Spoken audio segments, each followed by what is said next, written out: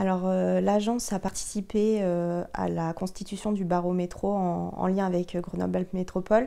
Sur la partie statistique, données, cartographie, etc., on a pu se baser sur une multitude de ressources en observation, en données, que ce soit sur des travaux déjà effectués, que ce soit dans le cadre de Observaglo Métroscope en lien avec l'AFNO, mais surtout aussi avec les données du système d'information territoriale, le SIT, la grosse base de données de l'agence qui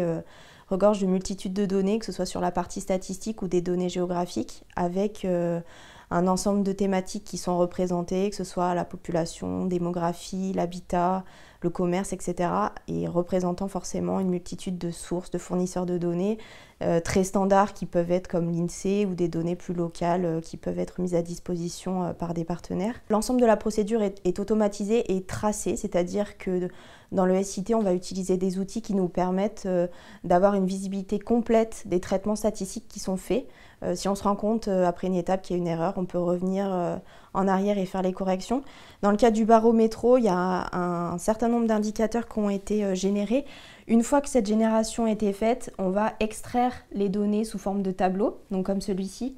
Généralement, et quand c'était possible, pour le Barreau-Métro, on a essayé d'avoir des calculs d'évolution, c'est-à-dire qu'on va récupérer à chaque fois le dernier millésime disponible pour un indicateur et ensuite mettre en place des évolutions pour voir si par rapport à la première version du Barreau-Métro, s'il y a eu des évolutions dans un sens plutôt favorable ou plutôt défavorable. L'avantage de procéder ainsi et de travailler avec le SIT, c'est que surtout dans la partie production de cartographie, le SIT est connecté à notre logiciel de cartographie, ce qui permet de, quand on fait de la création d'indicateurs, de stocker ces informations dans le SIT et ensuite d'aller les récupérer dans notre logiciel de cartographie pour pouvoir directement les cartographier. Ça évite d'avoir des intermédiaires, ça permet de toujours bénéficier des informations du SIT qui sont structurées, fiabilisées, sécurisées, voilà, et de faire des cartographies qui sont dynamiques avec les données qui sont dans le SIT. Dans le cas d'une évolution, les cartographies ou les données qu'on a produites vont se mettre à jour automatiquement. C'est là où on a vraiment un intérêt. Le fait d'avoir une traçabilité de ce type-là et dans le cadre d'un document aussi riche, l'avantage c'est que tout ce qu'on fait est tracé et que dans le cadre d'une potentielle mise à jour du document ou si on voit qu'il y a des indicateurs qui nous intéressent, que potentiellement pour un autre projet on veut